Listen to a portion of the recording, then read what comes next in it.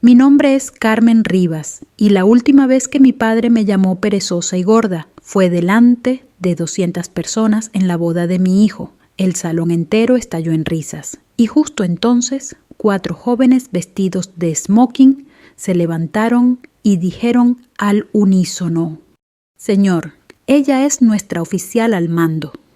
El silencio que siguió fue tan pesado que hasta las copas dejaron de vibrar. Mi padre, con el Rioja todavía en la mano, intentó reírse, pero el vino le bajó mal por la garganta y acabó escupiéndolo sobre el mantel blanco. Esa fue la primera vez en mi vida que lo vi sin palabras.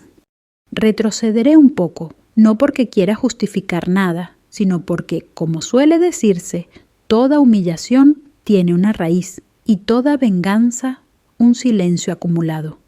Mi padre se llama Antonio Rivas, mecánico jubilado de Toledo, un hombre de manos curtidas, voz áspera y humor, de taller seco, hiriente y a veces cruel sin saberlo. A mí desde pequeña me enseñó 3 cosas: que las lágrimas no arreglan nada, que las mujeres sirven para cuidar, no para mandar, y que yo era la excepción a toda regla, porque según él ni servía para una cosa ni para la otra. En mi infancia, la palabra floja me perseguía como una sombra. Cuando sacaba buenas notas decía que el colegio era fácil. Cuando ayudaba en casa decía que lo hacía mal. Y cuando guardaba silencio se burlaba. ¿No tienes lengua o piensas lento? A veces me pregunto si aquella rigidez venía del miedo o del orgullo, quizá de ambos. Mi madre María era el único refugio en medio de sus tormentas.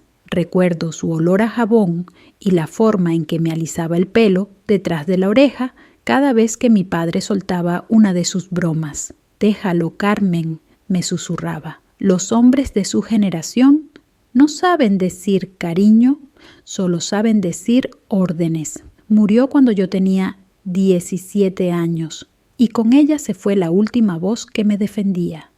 Después de su muerte, el taller se convirtió en el reino absoluto de mi padre. Él y mis 2 hermanos, Manolo y Pepe, hablaban el idioma del aceite y los motores. Yo, la hija rellenita, quedaba relegada a preparar café, limpiar herramientas y aguantar sus chistes de sobremesa.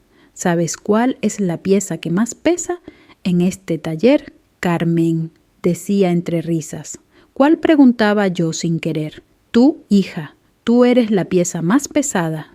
Ellos reían, yo también por reflejo. Aprendí a sonreír como quien se pone un casco para sobrevivir al golpe. A los 18 años, cuando todos pensaban que me quedaría cuidando de casa, hice algo que nadie esperaba: me alisté en el ejército. Lo hice sin consultarlo, sin permiso y sin despedirme. Recuerdo el día que lo supo. Me esperó en la puerta del taller con la carta de admisión en la mano y una sonrisa torcida. «Tú», soldado, dijo, «no me hagas reír, no aguantas ni una semana». Aguanté 15 años. Pero esa parte viene después. Primero quiero que imagines la escena que marcó el inicio de mi revancha. Un salón elegante, luces cálidas, mesas con flores blancas. Mi hijo Diego, radiante, junto a Lucía, su novia. Yo con un vestido azul marino que había escogido con cuidado, no para destacar, sino para no molestar. Mi padre en su mejor traje, ese que solo se ponía cuando había público, con el nudo de la corbata torcido y la sonrisa afilada.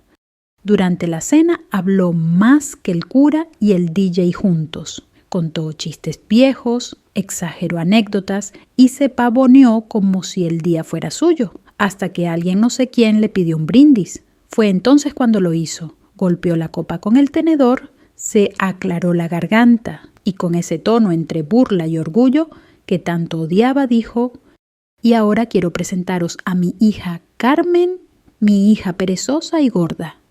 La frase cayó como una piedra en el agua. Primero vino el silencio incómodo, luego las risas contenidas, las típicas carcajadas que suenan más por reflejo social que por gracia. Yo sentí cómo me ardían las mejillas, cómo el aire se espesaba, cómo el corazón me pedía huir. Pero no lo hice, no esta vez. A 3 mesas de distancia 4 hombres jóvenes se levantaron casi al mismo tiempo. Trajes negros, corbatas plateadas, postura recta. Eran los padrinos del novio. Los vi intercambiar una mirada y supe que algo iba a pasar. El primero habló con voz firme, sin gritar. Señor, los otros 3 completaron la frase. Al unísono, ella es nuestra oficial al mando. El silencio fue total.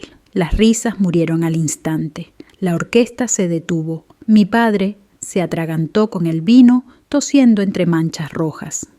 Yo no dije nada. No hacía falta. Los 4 hombres eran mi unidad, compañeros de la UME, hombres que habían visto conmigo incendios, desastres y muertos. Nadie en aquella boda lo sabía, ni siquiera mi hijo. Habíamos trabajado juntos durante la gran emergencia de Zamora cuando el fuego devoró pueblos enteros. Allí, entre humo y ceniza, había aprendido algo que mi padre nunca entendió: la verdadera fuerza no grita, se demuestra. Aquella noche en la boda lo comprendí de nuevo. No necesitaba vengarme con gritos, bastaba con que la verdad hablara por mí. Cuando los padrinos se sentaron, el aire seguía en pausa. Vi a mi hijo mirarme con una mezcla de sorpresa y orgullo. La madre de la novia bajó la mirada. Y mi padre parecía más viejo que nunca. Por primera vez no era yo la que se encogía, era él. Aquella fue la primera batalla que gané, sin levantar la voz. Y también el principio de algo más grande, mi redención. Cuando la gente me pregunta cómo soporté tanto tiempo las palabras de mi padre, siempre respondo lo mismo: porque el silencio fue mi primer uniforme. Crecí en un barrio humilde de Toledo, en una casa baja con paredes de cal y un patio donde mi madre colgaba la ropa. Mi padre tenía su taller justo al lado, un espacio que olía a grasa, hierro caliente y cigarrillos mal apagados. En verano el ruido de los compresores se mezclaba con el canto de las chicharras. Era el sonido constante de mi infancia. Desde pequeña aprendí que en nuestra casa había jerarquías invisibles. Mi padre, Antonio Rivas, estaba arriba del todo. Mis hermanos Manolo y Pepe seguían de cerca. Y yo, la niña grande, quedaba en la base sosteniendo todo con el silencio. Él no era un hombre cruel por deporte, sino por costumbre. En su mundo la ternura era debilidad y el respeto un lujo que solo se ganaba con fuerza o con ruido. Como yo no tenía ni una cosa ni la otra, me convertí en el blanco perfecto para sus bromas. Recuerdo una tarde en la que había intentado ayudar en el taller. Tenía 13 años y le llevé un juego de llaves que había limpiado con esmero. Cuando se las di, las dejó caer al suelo y rió: no sirven. Como tú, Carmen, limpias por fuera, torpes por dentro. Mi madre, que estaba planchando camisas en el porche, lo oyó todo. No dijo nada en ese momento. Esperó a que él saliera a hacer un recado y luego vino a mí con los ojos brillantes. Hija, hay hombres que se creen fuertes porque no saben pedir perdón, susurró. No te conviertas en uno de ellos. Ella era la luz de aquella casa, una mujer sencilla de fe profunda, que hablaba con refranes y cocinaba con paciencia. Cuando mi padre gritaba, ella canturreaba bajito. Cuando él se burlaba, ella me acariciaba la cabeza y decía: a veces el silencio es el único refugio que nos queda. Tenía razón, aunque nunca imaginó lo caro que sería vivir en silencio. Cuando murió el mundo se volvió más pequeño. Fue un accidente tonto, un resbalón en la escalera, una caída una noche en el hospital que se volvió eterna. Yo tenía 17 años. Mi padre no lloró en el funeral. Las lágrimas no arreglan motores, dijo. Aquel día comprendí que su forma de no sentir era su manera de no derrumbarse, pero entenderlo no hacía menos daño. Después de eso, la casa se llenó de ruido y humo. Mis hermanos tomaron el taller y siguieron el estilo de mi padre: bromas rudas, cervezas después del trabajo y desprecios envueltos en risas. Yo hacía de cocinera y limpiadora mientras escuchaba cómo planeaban su futuro. Manolo se encargará de las cuentas, decía mi padre, Pepe de los clientes y tú, Carmen, Bueno, alguien tiene que hacer el café. Aquella frase fue mi punto de inflexión. Esa noche me encerré en mi cuarto con la radio encendida y escuché un anuncio: las Fuerzas Armadas Españolas ofrecen oportunidades de formación y servicio para jóvenes con vocación. Sentí algo parecido a una descarga eléctrica. No era el anuncio lo que me llamó, sino la palabra servicio. Yo quería servir, no complacer. Tardé 2 semanas en reunir el valor para ir al centro de reclutamiento de Ciudad Real. Firmé los papeles sin decírselo a nadie. Cuando llegaron las pruebas físicas, pensé que no lo lograría, pero el cansancio físico era más soportable que el peso del desprecio. Cada flexión, cada carrera, cada ampolla era una manera de borrar una frase de mi padre. El día que me llegó la carta de admisión, la guardé como un secreto sagrado. Planeaba irme sin despedirme, pero él la encontró antes. Entró en mi cuarto con la carta arrugada y una carcajada seca. «Esto es una broma. Tú en el ejército», dijo, mientras la agitaba en el aire. «Si no puedes ni levantar una rueda, ¿cómo vas a levantar un fusil?» Yo no contesté. Lo miré a los ojos por primera vez, sin miedo. «Ya lo verás», dije. Y lo vi temblar apenas un segundo, como si por fin entendiera que había perdido su control. La mañana que partí hacia la academia, el cielo estaba gris. Él no vino a despedirme. Solo mi hermano pequeño me acompañó a la estación de autobuses. Me dio una bolsa con bocadillos y dijo: «Papá no lo dice, pero está preocupado». «No, Pepe», le respondí. «Papá no está preocupado. Está sorprendido de que no haya podido detenerme». Durante el viaje a Zaragoza, miré por la ventana los campos de Castilla y supe que no volvería a ser la misma. El ruido del taller quedó atrás, reemplazado por el murmullo de los motores del autobús y el latido acelerado de mi corazón. Por primera vez, el silencio ya no era miedo, era libertad.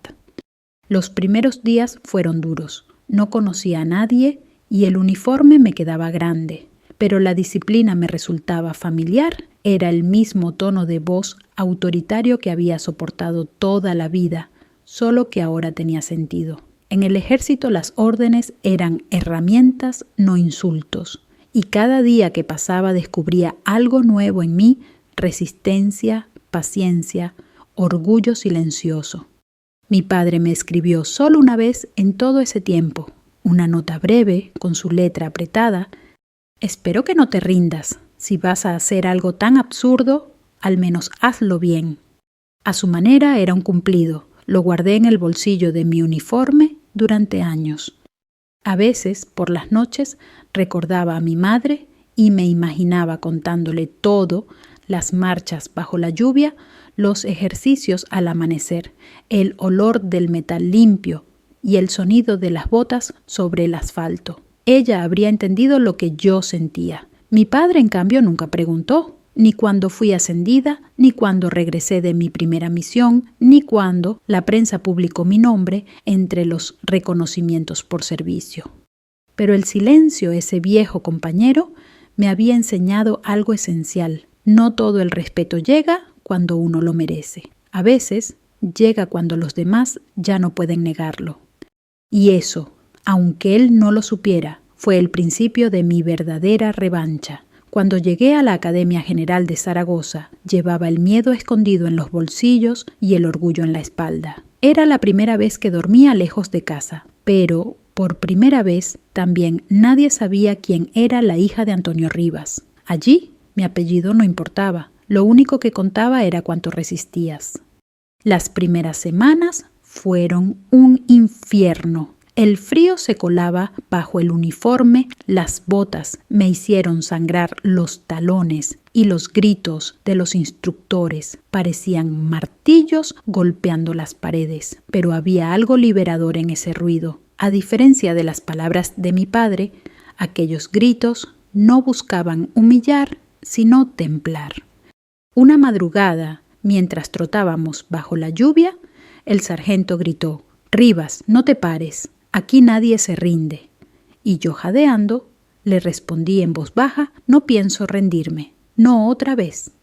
Cada paso que daba era una distancia más entre la niña callada del taller y la mujer que empezaba a entender su propio valor. Al final del primer año fui destinada a una unidad logística en Madrid y más tarde a misiones de cooperación en el extranjero. Mi primera salida fue al Líbano en un contingente mixto con personal sanitario y de ingenieros. Allí aprendí lo que realmente significaba servir no a un superior, sino a un propósito. Recuerdo una escena que aún me acompaña. Un niño con las rodillas cubiertas de polvo me ofreció una naranja a cambio de una botella de agua. No hablábamos el mismo idioma, pero me sonrió con la dignidad de quien sabe agradecer sin palabras. Aquella sonrisa me enseñó más sobre humanidad que todos los discursos de mi padre juntos.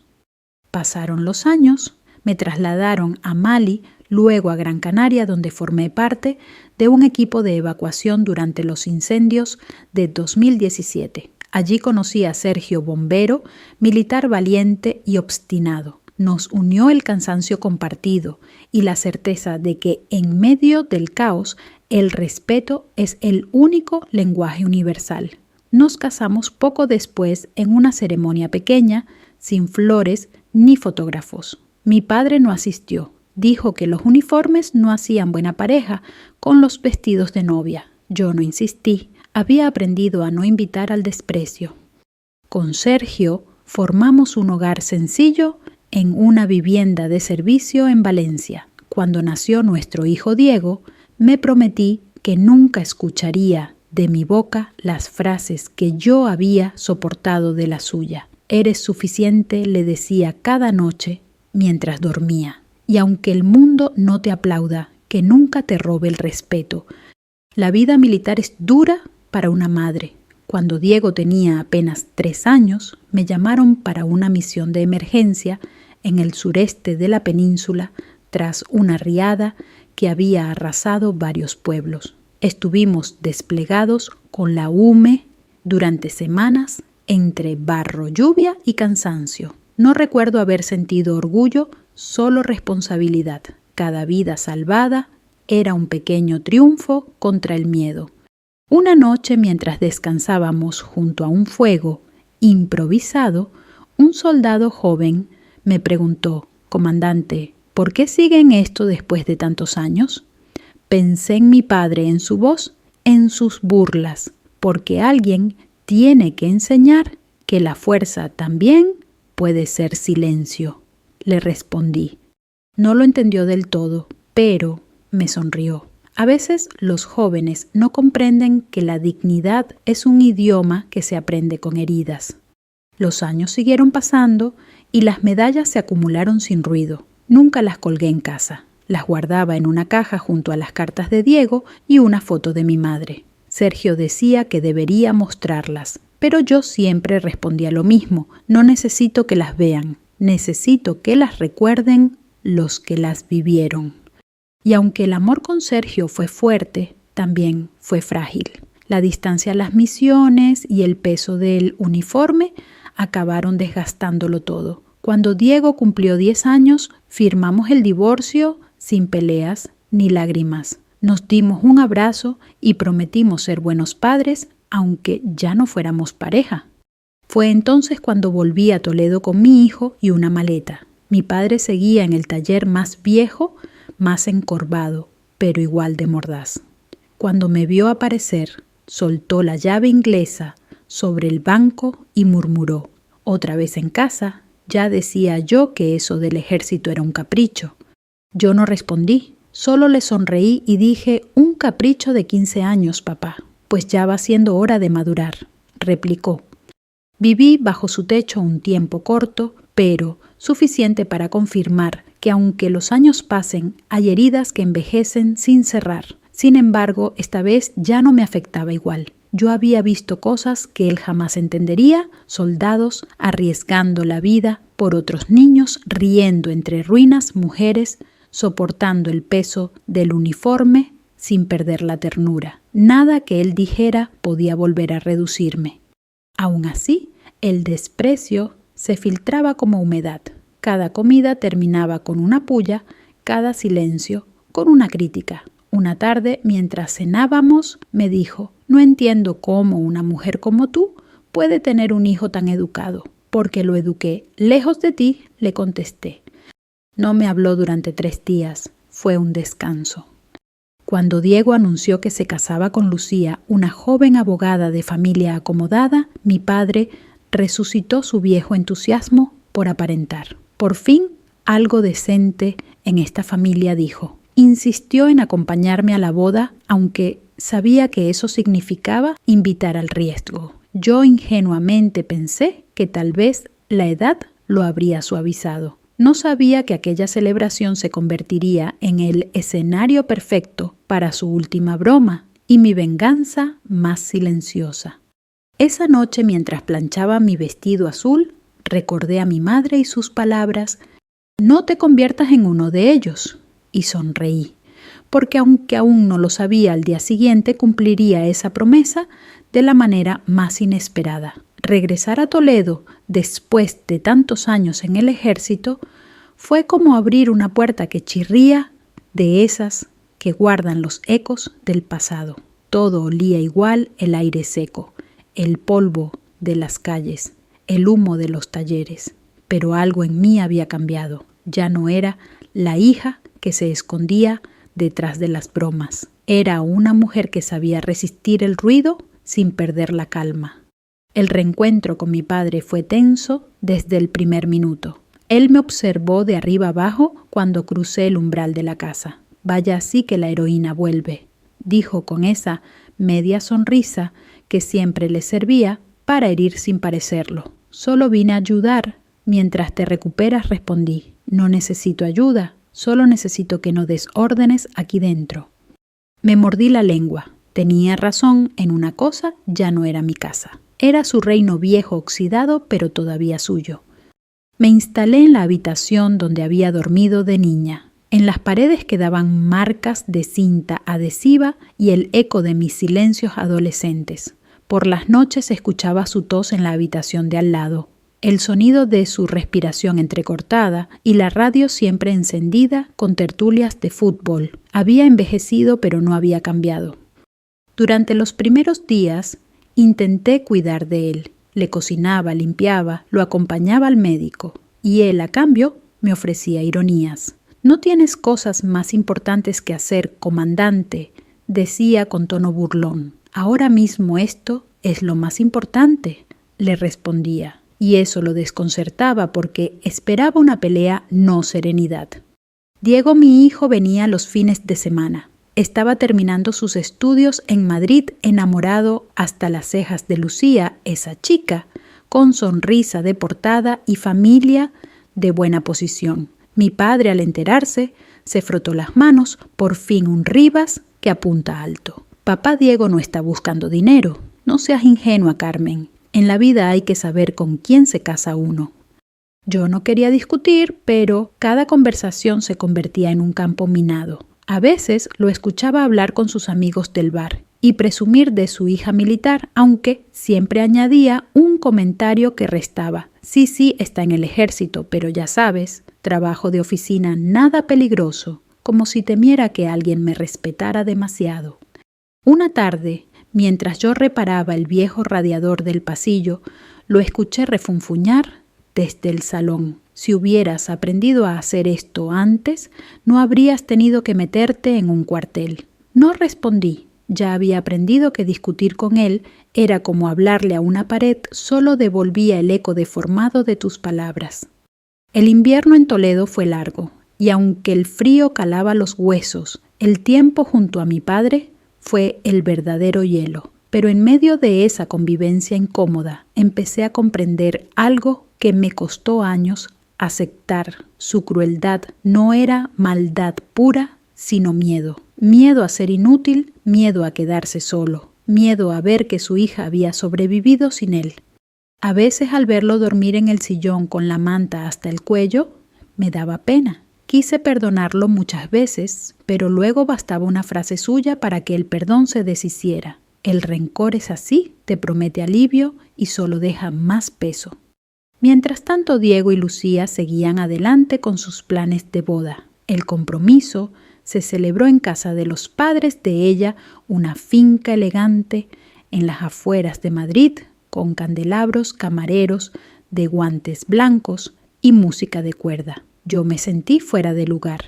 Ellos hablaban de inversiones, de viajes a Marbella, de apellidos compuestos. Mi vestido era sencillo, azul oscuro, el mismo que había usado en una ceremonia militar años atrás. La madre de Lucía me miró con una sonrisa diplomática. «Qué honor tener a una mujer de uniforme en la familia», dijo sin saber que ya no lo usaba fuera del servicio. El padre, en cambio, me examinó como si estuviera tasando un coche. «¿Y eso de ser militar? Da para vivir bien, da para vivir con dignidad», respondí. Aquella noche supe que el día de la boda sería una prueba, no solo para Diego y Lucía, sino para mí, porque el mundo de los Llorente, así se apellidaban, era el tipo de mundo donde mi padre siempre había querido pertenecer, el de la gente que mira por encima del hombro.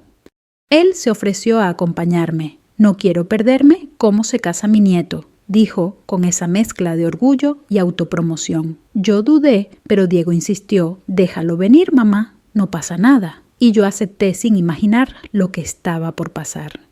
Los días previos a la boda, mi padre pareció rejuvenecer. Se compró un traje nuevo, se afeitó y hasta practicó su discurso frente al espejo. Lo escuché una noche murmurar: «Mi nieto, la alegría de mi vida, y mi hija, la más vaga, pero la más simpática». Me quedé paralizada en el pasillo. Sabía que no podía detenerlo. Él no entendía de límites.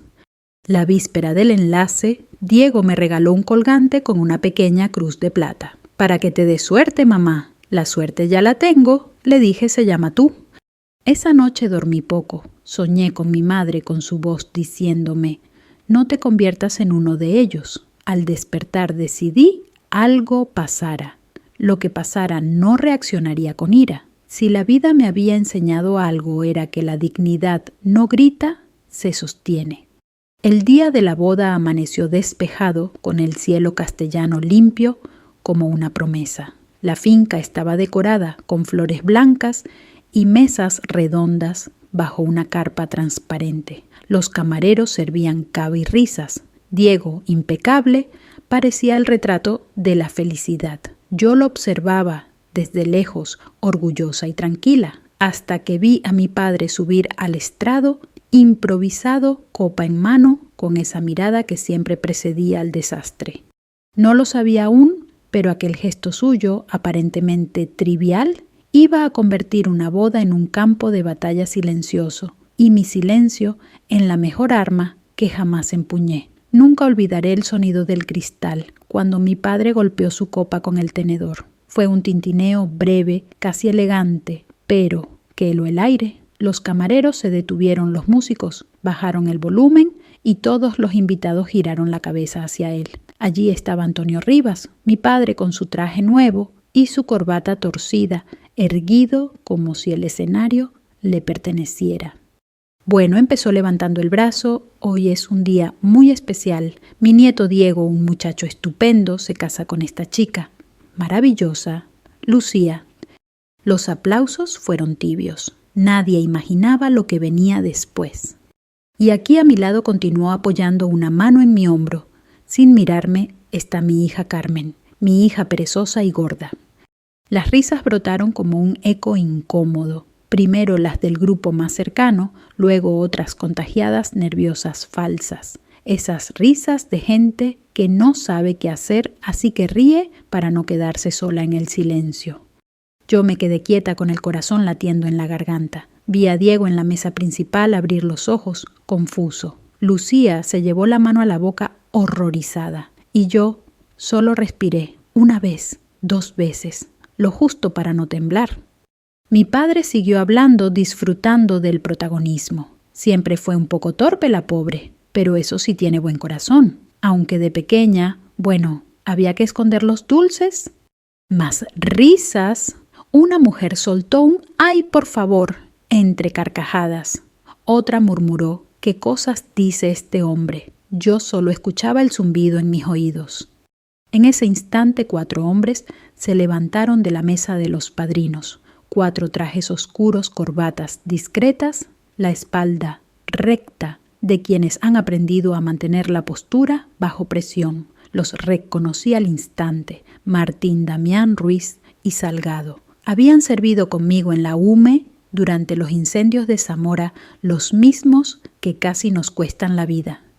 Martín fue el primero en hablar con voz firme y cortés. «Disculpe, señor», dijo. Mi padre se giró extrañado. Los otros tres completaron la frase en perfecta sincronía: «Ella es nuestra oficial al mando». El silencio cayó como una losa. Hasta los cubiertos dejaron de sonar. Las luces parecieron enfriar el aire. Mi padre intentó mantener la sonrisa, pero la mandíbula le temblaba. ¿Qué decís?», balbuceó. Martín se acercó un paso sin alzar la voz. «Comandante Rivas», dijo con respeto, «en los incendios de Zamora, ella fue quien nos sacó vivos».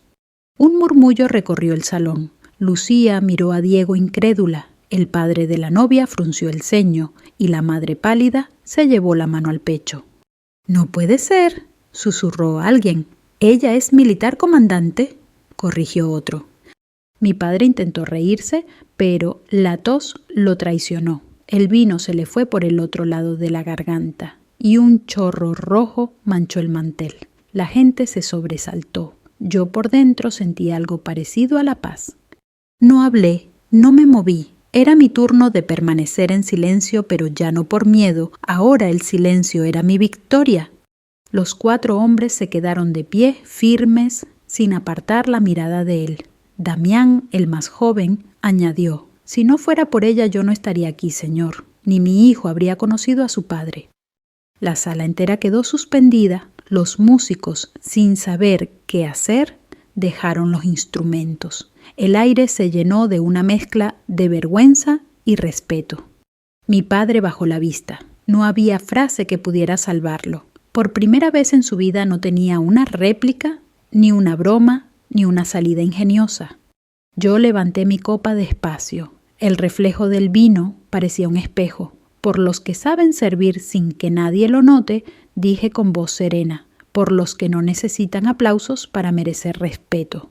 Nadie aplaudió al principio. Después una persona empezó, luego otra, y de pronto el salón entero se puso en pie. Los aplausos no eran escandalosos, sino hondos, de esos que suenan más con el alma que con las manos. Diego me miraba con los ojos brillantes. Lucía, emocionada, se secaba las lágrimas. ¿Y mi padre? Mi padre parecía más pequeño que nunca. Me di cuenta entonces de que la venganza no era destruirlo, sino dejar que la verdad lo mostrara tal como era. La verdad tiene un modo cruel de desnudar a quienes viven de las máscaras. El resto de la noche transcurrió entre murmullos y miradas. Algunos invitados se acercaron a mí para darme la mano, otros se limitaron a sentir avergonzados por haber reído. La música volvió, pero nadie bailó igual. El ambiente había cambiado, donde antes había burla, ahora había respeto. Cuando la fiesta terminó, ayudé a Diego a recoger algunos regalos. Él se acercó con una mezcla de ternura y rabia contenida. «¿Por qué no me lo dijiste, mamá? «Porque no era importante», respondí. «No era importante, eres, comandante, por Dios. Has salvado vidas». Le acaricié la cara. «Lo importante, hijo, es vivir sin tener que demostrarlo». Él me abrazó con fuerza. Supe que aquel abrazo era la reparación que había esperado toda la vida. Antes de irse, los 4 hombres de la UME se acercaron. Martín, el más serio, me dijo: «Perdón por la interrupción, mi comandante». «No hay nada que perdonar», le respondí. «A veces la verdad necesita testigos».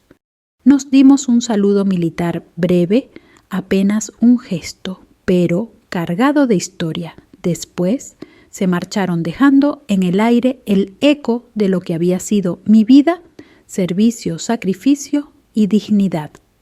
Mi padre se fue sin despedirse.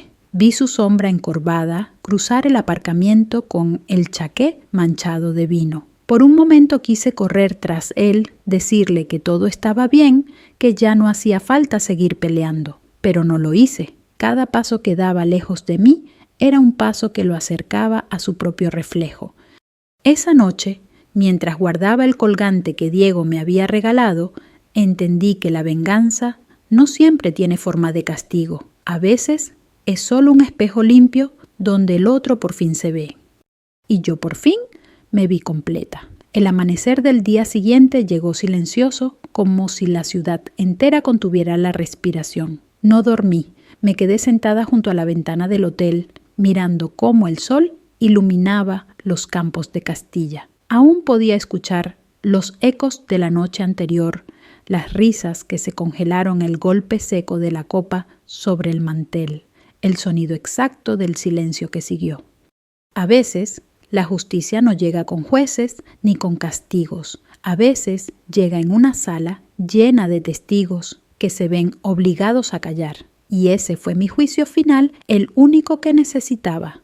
A las 9 de la mañana bajé al desayuno. Diego y Lucía ya estaban allí más tranquilos. «Mamá», dijo él con voz suave, «abuelo se marchó temprano. Lo sé, no te dejó recado, pero pidió mi número». Asentí. No dije nada. El viejo Antonio nunca se disculpaba directamente. Si pedía un número era porque necesitaba tiempo para disfrazar su arrepentimiento.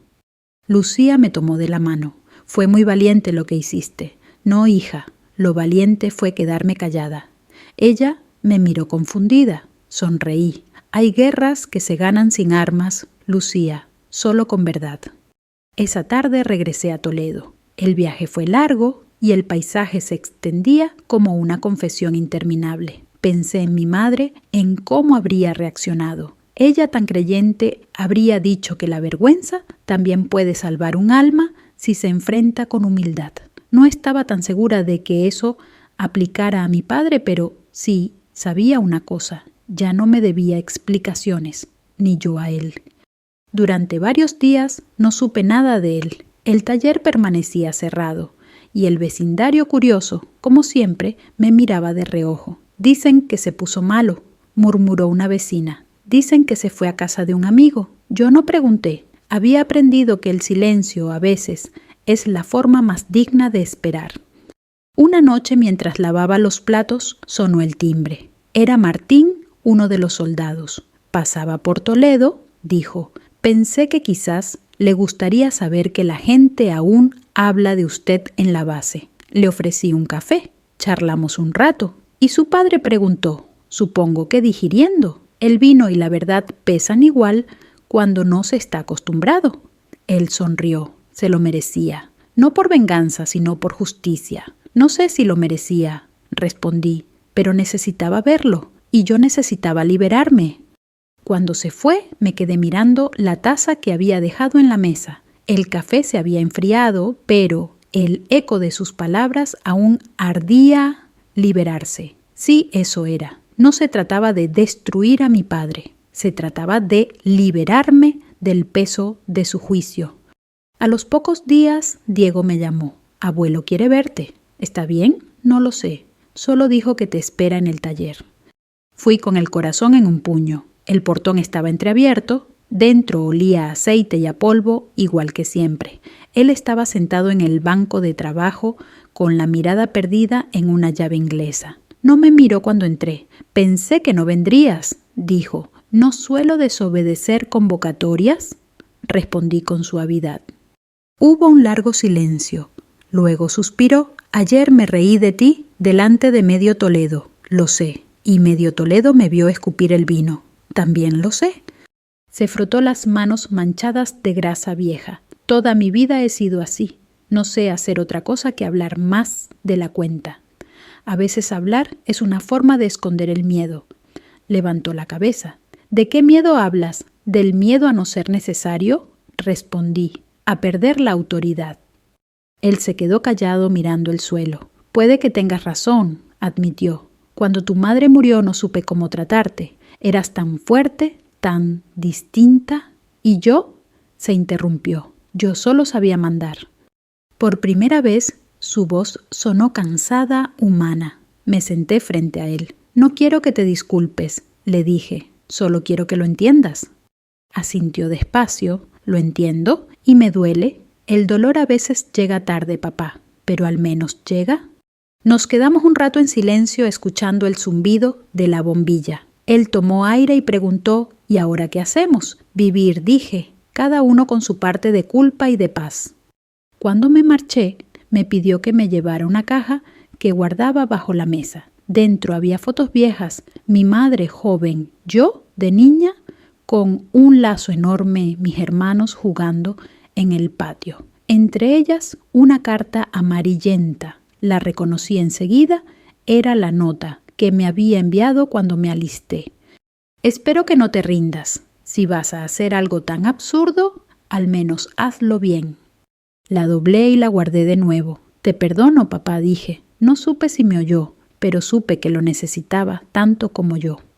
Esa noche dormí profundamente por primera vez en mucho tiempo. Soñé con un incendio. Las llamas no destruían, iluminaban. Y en medio de ese fuego vi la figura de mi padre apagando con sus manos torpemente, como intentando enmendar años de daño.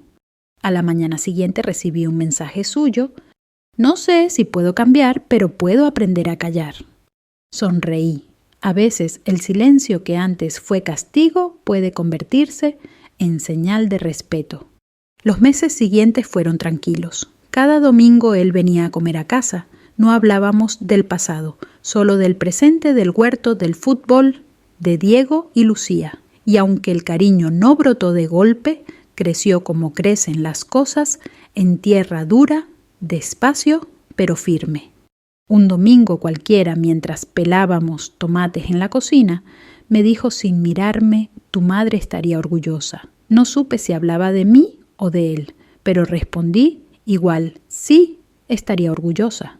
Ese día entendí que la caída del silencio no fue su derrota, sino la mía, porque el silencio que antes me protegía ahora ya no era necesario. Había recuperado mi voz. Los veranos en Toledo siempre han tenido un calor que no perdona, pero aquel agosto el aire parecía más amable, tal vez porque dentro de mí ya no había guerra.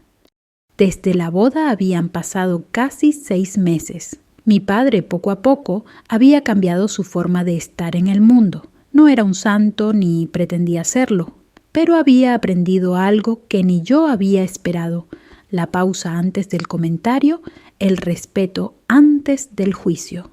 Cada mañana pasaba por mi casa con una bolsa de tomates o un trozo de pan. Decía que sobraba del mercado, pero yo sabía que era su manera de decir: estoy aquí, todavía quiero compartir algo.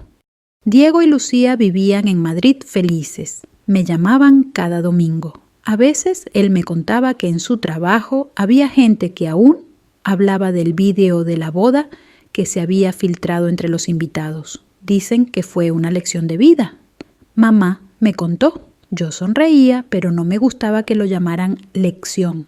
No lo fue, fue un acto de supervivencia. Y a veces sobrevivir es la forma más discreta de enseñar. Una tarde de agosto, mientras limpiaba el jardín, mi padre apareció en la puerta. Llevaba una camisa de manga corta y un sombrero viejo. ¿Vas a estar ocupada?, preguntó. Siempre le respondí riendo, pero nunca tanto como para ti. Entró despacio, se sentó en la sombra y miró el horizonte. «Sabes que hoy hay un acto en el Memorial de Veteranos», me dijo. «Lo sé, lo organiza la UME. He pensado, vaciló que podríamos ir juntos». Lo miré. Su voz temblaba apenas, pero su gesto era firme. «¿Seguro que quieres ir?», pregunté. «Quiero acompañarte, no a ti la comandante, a ti, mi hija». Sentí algo abrirse en el pecho. Asentí. Fuimos caminando hasta la plaza. El sol doraba las piedras antiguas y el aire olía a verano y metal. Frente al memorial había un grupo pequeño, algunos compañeros de servicio, un cura, un alcalde y un puñado de vecinos. Mientras se descubrían las nuevas placas con los nombres de los caídos, mi padre se quedó quieto con la mano en el pecho. Cuando me presentaron para colocar una corona, él avanzó medio paso y dijo en voz baja, casi para sí mismo: «Esa es mi hija». No lo gritó, no lo presumió, solo lo dijo con la serenidad de quien al fin entiende lo que vale la palabra orgullo. Y ese susurro tan simple fue más poderoso que todas las disculpas del mundo. Después del acto nos sentamos en un banco. Los niños jugaban alrededor del monumento. He pensado mucho, dijo, en todo lo que pasó. Yo también. Tardé 70 años en entender que el respeto no se impone, se ofrece, asentí. Y yo tardé 40 en entender que el perdón no se pide con palabras, sino con presencia. Nos quedamos en silencio, pero por primera vez aquel silencio no dolía. Era limpio como una habitación recién ventilada. Los días se fueron deslizando con la calma de una rutina compartida. Una tarde de septiembre, mientras cocinábamos juntos, me sorprendió con una frase que aún guardo como un trofeo invisible. Nunca pensé que una hija mía pudiera ser tan valiente. Le sonreí, y yo nunca pensé que mi padre pudiera escuchar. Reímos, una risa sencilla sin defensas. Cuando llegó el otoño, su salud empezó a flaquear. Los médicos hablaron de un corazón cansado, nada urgente, pero yo sabía que su tiempo se medía ya en estaciones, no en años. Un día me pidió que lo acompañara al taller, por última vez. Todo estaba cubierto de polvo y olor a aceite. En una estantería había una caja de herramientas. ¿Son tuyas?, dijo. No sé arreglar coches. No, pero sabes arreglar cosas más difíciles. En el fondo de la caja había una nota escrita con su letra torpe. Gracias por no rendirte conmigo. No pude evitar llorar. Él no dijo nada, solo apoyó su mano sobre la mía como quien cierra un trato. Ese fue nuestro último pacto, no volver a herirnos con palabras. Los meses siguientes fueron de paz. Mi padre murió en primavera tranquilo en su sillón. Cuando fui al cementerio llevé flores del huerto que habíamos cultivado juntos. Y mientras el cura hablaba de descanso eterno, yo pensé en lo irónico que era el hombre que me había enseñado a callar. Ahora descansaba en silencio absoluto. Pero esta vez el silencio no era castigo, era redención. Esa tarde, al volver a casa, me senté junto a la ventana. En el cielo había una bandada de pájaros que giraba sobre la ciudad. Saqué la vieja caja de medallas, la abrí y las alineé sobre la mesa. Por primera vez no las vi como trofeos de guerra, sino como recordatorios de cada batalla interna que había ganado sin disparar un tiro. En la radio sonaba una guitarra lenta y pensé en la historia que había dejado atrás, en cómo una frase cruel, dicha en una boda, se había convertido en el punto exacto donde la humillación se transforma en dignidad, en cómo 4 hombres, con solo 3 palabras, ella es nuestra comandante, devolvieron a una mujer su lugar en el mundo. A veces me preguntan si volvería atrás, si cambiaría algo. No, porque incluso el dolor bien mirado es un maestro, y porque sin la herida no habría cicatriz, y sin cicatriz no habría memoria. Esa es la enseñanza que me dejó mi padre, que el respeto no se exige, se contagia, y que los hijos tarde o temprano devuelven a sus padres la lección que éstos olvidaron enseñar. Si has escuchado esta historia hasta aquí, te pido algo simple: piensa en las palabras que usas con la gente que amas. A veces, una broma puede convertirse en una herida que dura toda una vida, y a veces una palabra de respeto puede salvar lo que creías perdido.